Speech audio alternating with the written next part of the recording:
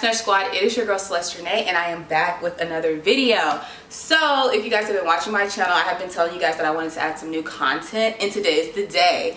So I'm starting a new series. It's called Adulting 101, and basically these are just they're topics that I wish I knew coming into like adulthood, like, you know, graduating from high school, things like that, things I've learned in my 28 years of living. I'm 28. So it's called Adulting 101, and so each time I come before you guys, I'm gonna have a new topic.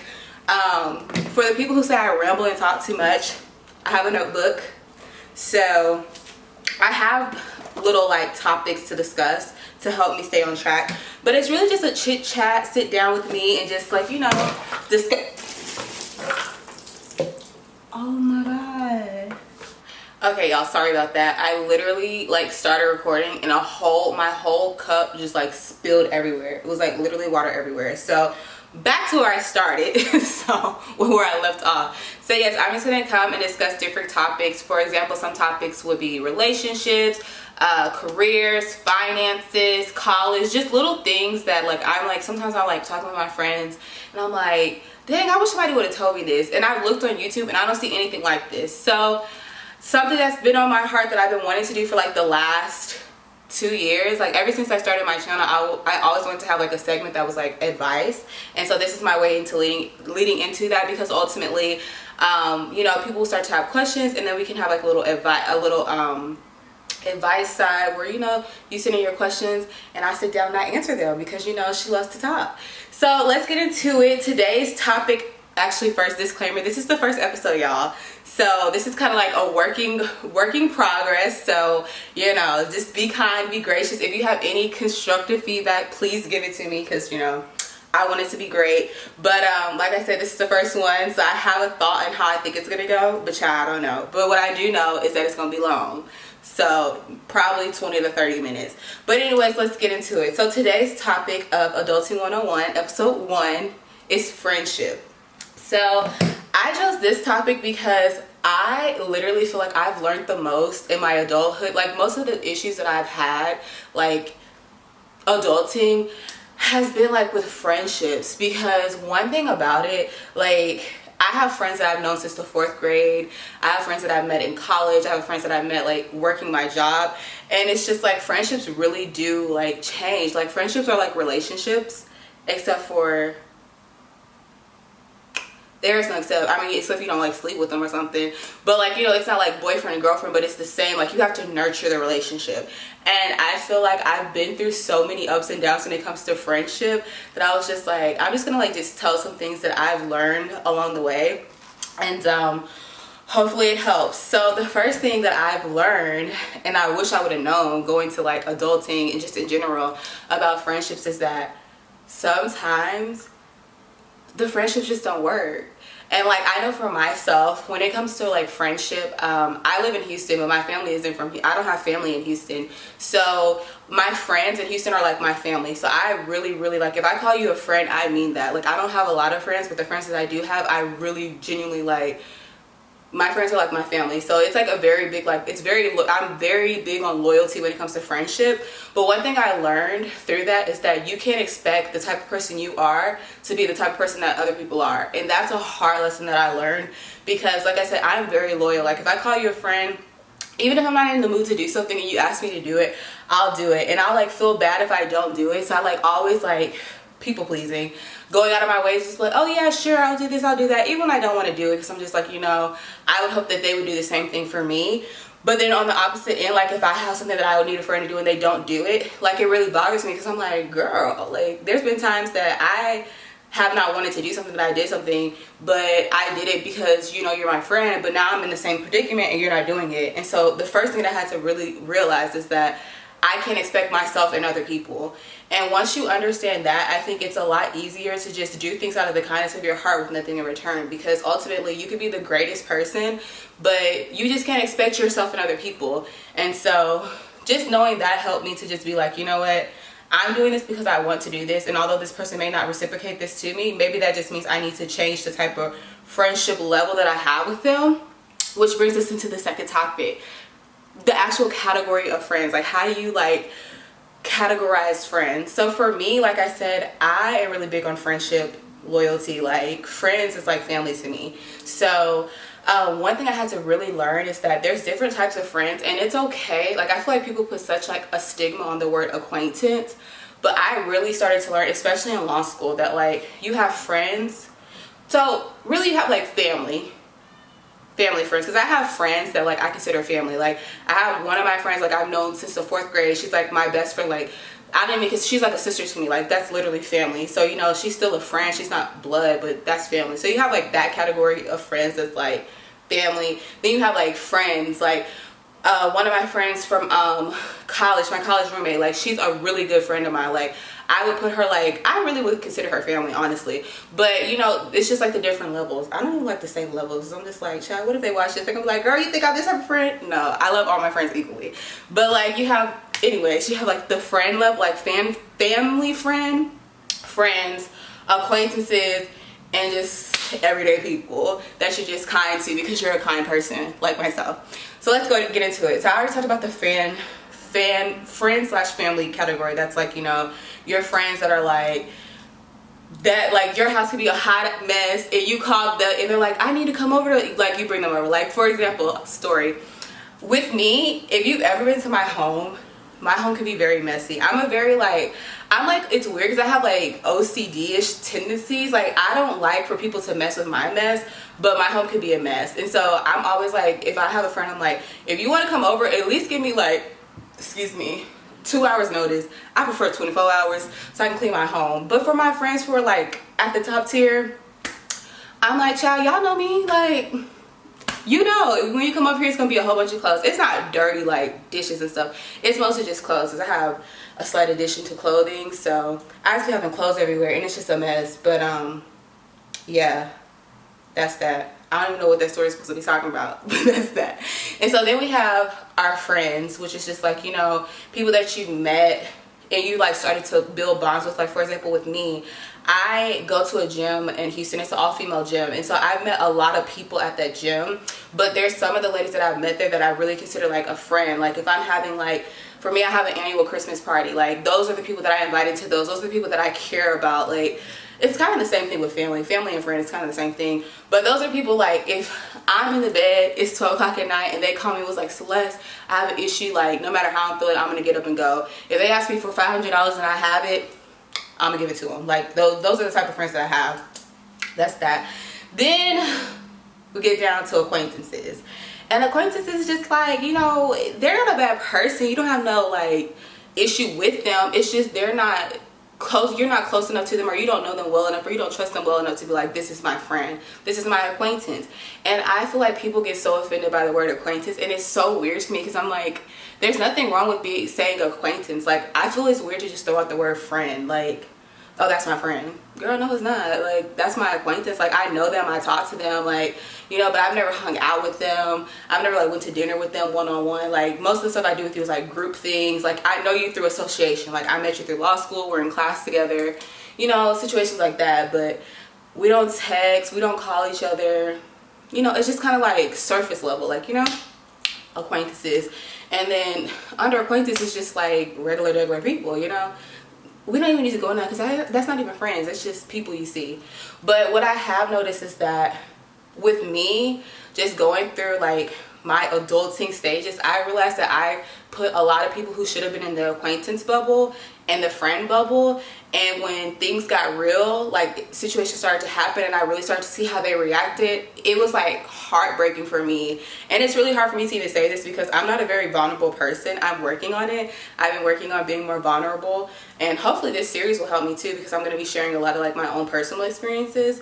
But through this, I've learned that like I can befriend people very easily because I'm a very like funny girl. Like, you know, like I can meet a stranger and we can be friends. And so I have that like genuine spirit, and because of that, I'm quick to like move somebody up when they really haven't even proven that they're even worthy of acquaintance.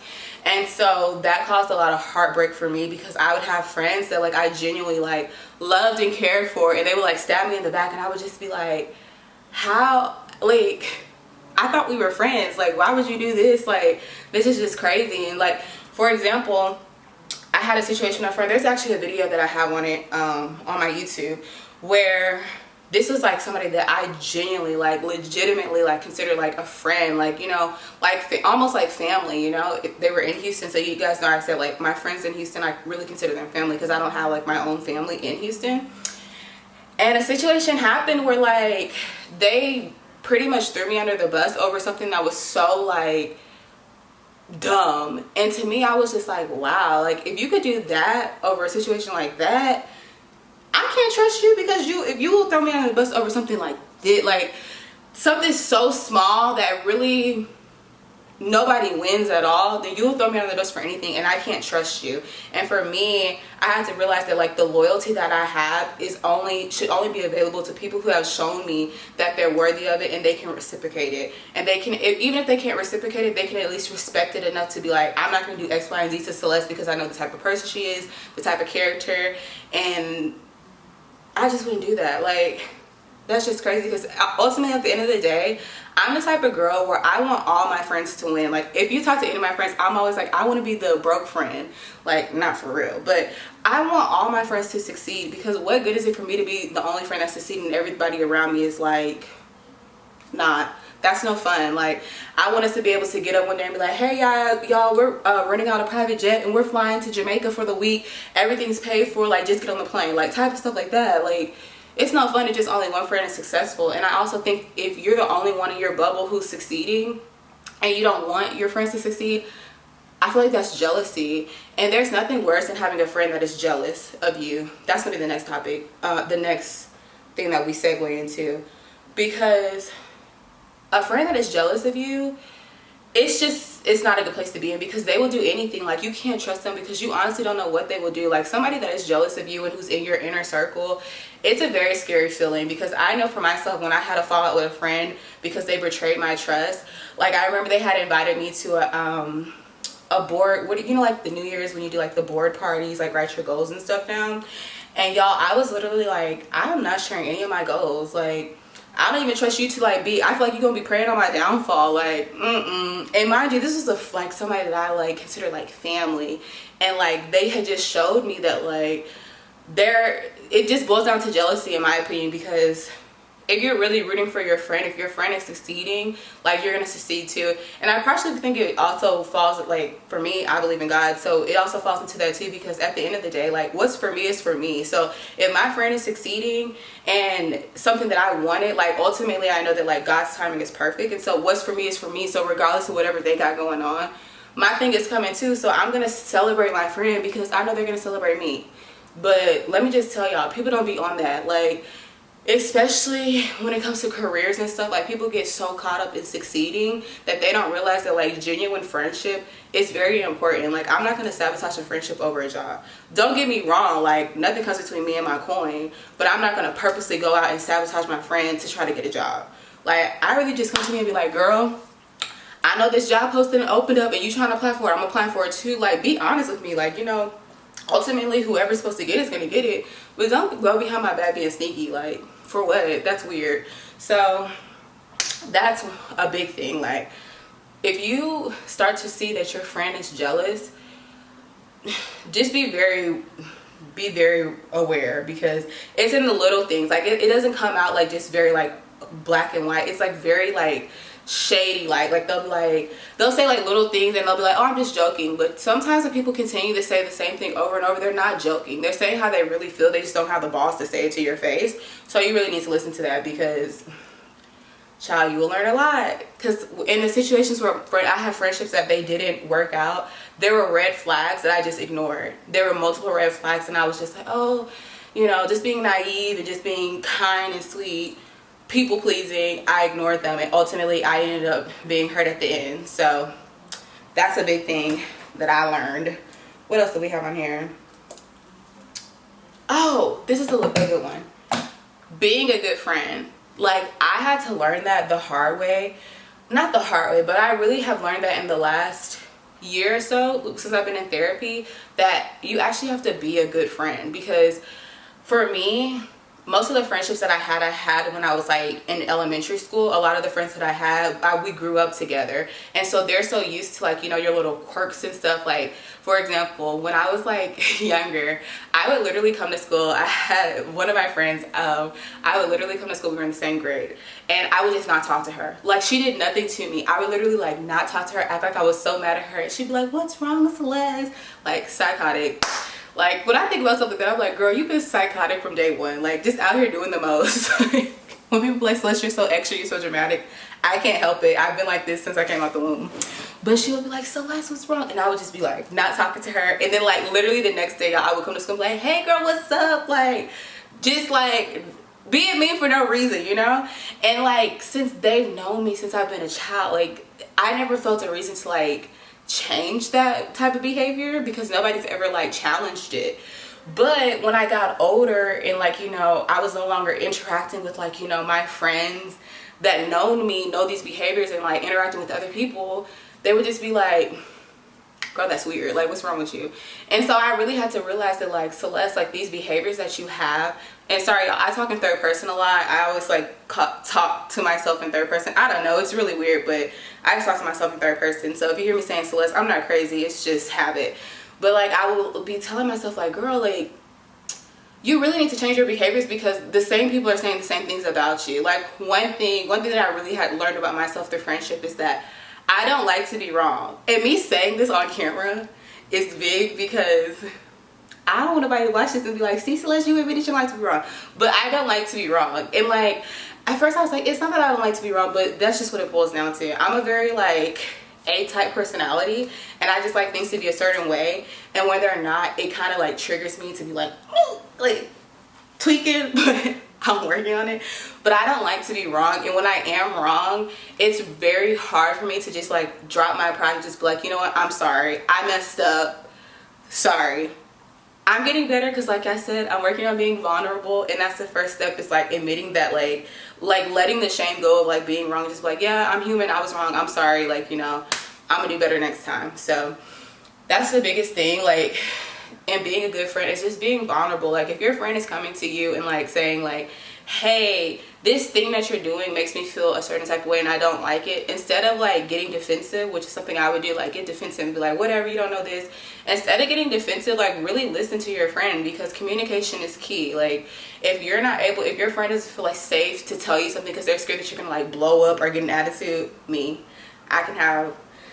a Gemini. Not saying that that's why, but just putting that out there. She's a Gemini. I do have a bit of an attitude problem. I'm working on trying to just stay like calm, cool, and collected. But you know, we all sin and come short of the glory of God. So, you know, sometimes she don't pass the test, but she's working on it every day. She's working. But just be open and like listen, because ultimately communication is key. And nobody wants to go try to talk to somebody that they feel like it's a debate. Like, if I'm coming to you, I'm like, hey friend, like, every time I try to talk to you about X, Y, and Z, you always get an attitude, and I'm like, girl, no, I don't. You don't know what you're talking about. Like, even if I don't agree, I can still like sit and listen, because you never know. Like, when I have in recent times have just started to like listen to what people are saying about me, I'm like, you know what? I can learn something from that, because ultimately any feedback that you get from somebody else is just going to make you be a better person. And ultimately that's what I want. I want to be the best Celeste that I can be, because I just want to just, you know, live a full and fulfilled life, and I cannot do that if I'm over here like being trifling. So that's really good. What was that? Being a good friend. And by being a good friend, you have to cultivate relationships. That's the next key. The next one, cultivating relationships. This is a big one, because I've had friends that I have fell out with, and honestly, like, when I think about it, I'm like, when I think about it now, I'm like, man, there's so many things I could have did to cultivate that relationship more, so that person could have felt like, you know, that they could have came to me, and maybe the relationship would have ended in general. Because that's another thing. Sometimes there's different seasons for friendships. Like, sometimes you have friendships that just end, and it's like a relationship. Sometimes it just ends because that friendship was there to teach you a certain thing, and it hurts. Like, I'm not gonna lie, like, I've had a friend that I've known for years, and we fell out, and we've never got back to like that place of like where we used to be. And like, at the beginning, like, I was like, oh, I don't care, whatever. But it's like, you know, if you're in a relationship with somebody and you break up, it's the same feeling. Like it's a grieving process. You're grieving that friendship, grieving that. So I think it's just good to just know that like friendships do end. So don't be upset if like, you know, you and this friend just can't make it work, because ultimately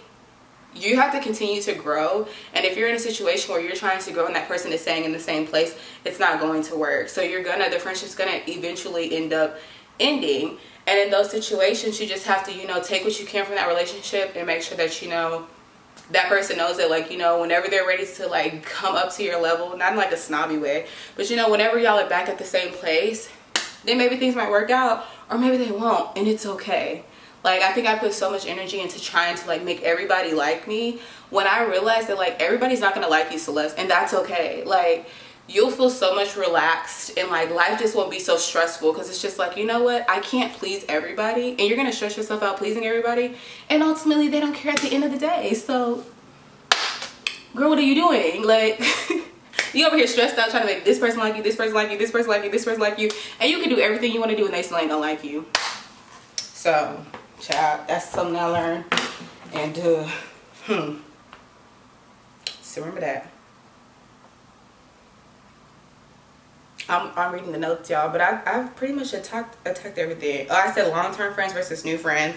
Oh, I didn't talk about that. So basically with that, actually my camera's about to die, so let's start the video. Okay, so now we're getting into new long-term friends versus new friends. So I think this is really important, because in the last year, really since COVID happened, that's when I've been doing the most like work on myself. More so in like the last 2 months, that's when I really have started doing the work. Like, I started therapy a year ago, but I haven't like really started to actually do the work to better myself until like the last month or so. And with that, one thing my therapist always tell me is like, Celeste, you need to make new friends, because when you make new friends, you broaden your outlook on life.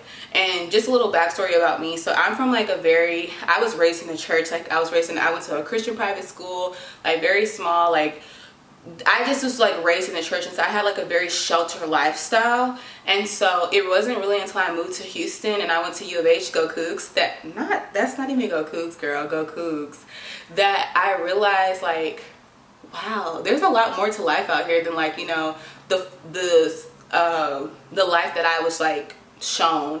And not that it's a bad thing, because like I had a great like childhood growing up. I had anything I wanted, like low-key spoiled, still is.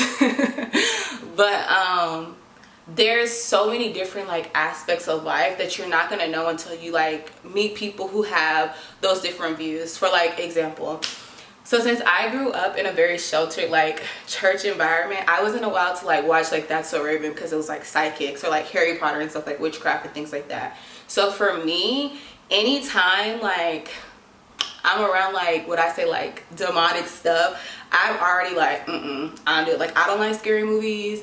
Like, if you try to bring a Ouija board around Celeste Renee, I'm out. Like, no, I don't like stuff like that. It's just not my thing. Like, horoscopes, well, I don't know, because I be saying I'm a Gemini, and I don't do like identifying as your like zodiac sign. Is it the horoscope? I don't know, but I do identify, like I do like have a lot of the Gemini traits. But anyways, like when it comes to like just like blatant like demonic activity, I'm out. So I had this situation where I had this friend, this is recent, y'all, like in the last year, 2 years, maybe 2020 or 2021. I feel like since COVID happened, like this whole COVID time feels like one big year. So 2020 and 2021 all feel the same to me. But anyway, so I was in a situation where I had this friend.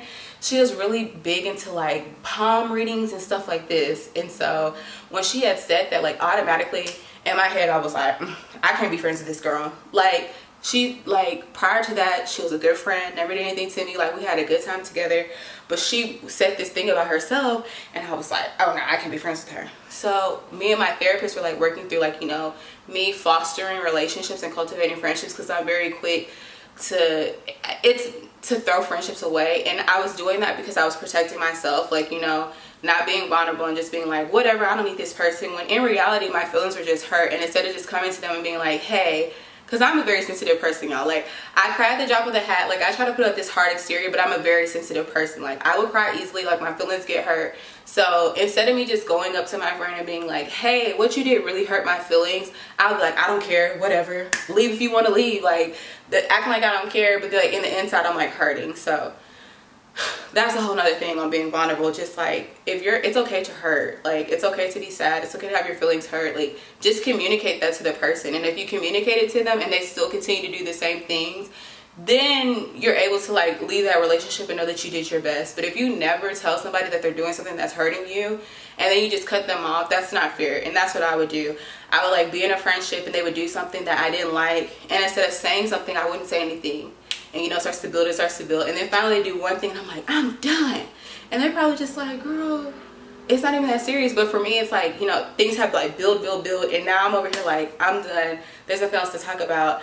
And I never even gave them the chance to try to change. So that's something too. Like, make sure you're communicating with your friends. Like, you know, it's a relationship. You have to communicate and let them know if they're hurting your feelings. And, you know, give them a chance. If you see they're trying, actions speak louder than words to me. So if you see that they're trying, then you know you can go from there. But if you tell them like, girl, what you're doing is hurting my feelings, and they continue to do it, trifling, exit, bye. But that was just a little tangent. I just got off on a little tangent, but what was I talking about? Oh, the story with the girl with the witchcraft. So when she had said it, I was like I told you, I was like, girl, we done, because I know that ain't good. So when I was talking to my therapist, she was like, Celeste, but what has she done? She was like, did she bring a Ouija board to you? Did she make you get your palms read? Did she do X, Y, and Z? I'm like, no. And y'all, like, it was so eye-opening to me, because, you know, people like hearing the story, you're probably like, so that's so dumb, you would think that. But honestly, when you are so like closed-minded, when it's not until an event happens that you really like see like, oh my god, like, it's not that big of a deal. And y'all, that's when it clicked for me that like, whatever she does has nothing to do with me. Like, you can be over here worshiping whoever you want to worship. That doesn't mean that I have to condone it, or I have to be like, you can be a good friend and you can do your horoscopes. It doesn't negate one or the other. So that's one thing that I had to learn. Now, it's one thing if like, you know, she was coming to my house to bring her Ouija boards and I'm like, girl, hey, I don't like that. And she's like, well, this is what I like to do. Then that's different, because now we're not respecting each other's boundaries. But you can have a friend that has difference of opinions, the same way you can have a friend who believes in a different religion than you, and you can still be friends. Or you can have a friend who doesn't believe in anything. Like, people don't have to be just like you to be your friend. And I think that's the biggest thing that I've learned, and the thing that's really helped me the most is that you have to have people in your life who have different views from you, because that's how you're able to bounce ideas off of each other and kind of see like, you know, a different view on things. And that's helped me a lot, because honestly, I can be very like stubborn, and like I said, going back to like the type of personality that I am, very A-type personality, I'm just very like boom boom boom boom boom, very black and white. And sometimes I forget to like look at the gray areas. And I also think that's because of my profession too, because like I am an attorney, and so everything's very like law based. Like, this is the law, there's no black and white. Sometimes there's some gray, but for the most part, if this is the law, this is what the law says. So it's not, what are we debating about? Like, it just is or it ain't. But, well, actually, that's not true, because sometimes you can interpret a law differently. Let's not even get into it, because I'm going to start debating with myself. But, it's just good to have friends with different perspectives on life, because it really helps you see things in a different way. Sometimes it helps you appreciate the things that you have in your life. Like, for me, sometimes most of my friends are, like, single, and, I'm the only one. I have one friend who's married, but for the most part, my like friends in Houston, I'm the only one who's in like a committed relationship. So sometimes when I go out with them, like, and just seeing their struggles, like, it makes me appreciate my boyfriend even more, because I'm like, whew, I'm so glad I don't have to deal with like, I just gotta have a good man at home. Like, you know, sometimes of course like with relationships you go through stuff, you go through ups and downs, you argue and you fight, but like if you have like a genuine person who's like on your team and who's like gonna ride for you, you ride for them, and they trust you and you trust them, like, you just have to make that, I'm not saying make it work, I'm not saying like settle, but I'm saying like if this person has like the things that you want and need in a partner, like, child, make it work. I don't know if make it work is like the right word to say. Like, cultivate it, like make it flourish, or whatever the situation is, because child, my single friends, I be feeling bad for them. I'm like, I be praying every night, I'm like, Lord Jesus, please let my friends find a man. Partially being selfish because I want to do like couples things, but it also can help you like appreciate the things that you have in your life. Like for me, another thing, like just like seeing like the way some people like have interactions with their families, like I have some friends who have like really good like, you know, interactions with their parents, and so that made me want to be more open with my family and just like love on them more, because I'm like, I want that too. So yeah, that is pretty much it. I think I covered everything, y'all, when it comes to friendships. Let's go through the list. Long-term versus new friends, changes in friendships, different types of friends, work, acquaintances. We already talked about that. Cultivating friendships, growing apart. I talked about that. Sometimes relationships just don't work. Realizing everyone isn't your friend. Can't expect yourself in everyone. Talked about that. Communicating issues with friends. Look out for jealousy. Be a good friend. Just because you don't talk every day doesn't mean they're a bad friend. That's where we're going to end.